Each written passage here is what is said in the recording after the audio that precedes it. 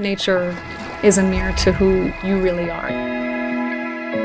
You will see in undisturbed nature a raw essence that is true to you. It's like a mirror back to you. When you look at a beautiful sunset and you see the beauty that's there, it reflects a beauty that's your own.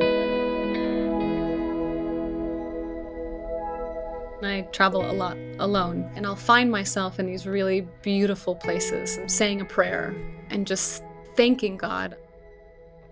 And then I choke because guilt and shame come in.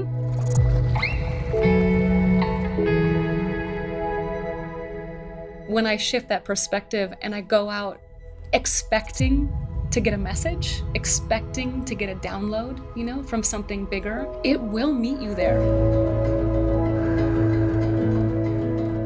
You will leave with a message that is just for you. We can look at walls as an obstacle that we have to get over, or we can look at it as an opportunity that's showing us who we really are. My biggest obstacle is just getting there, it's getting onto the mat.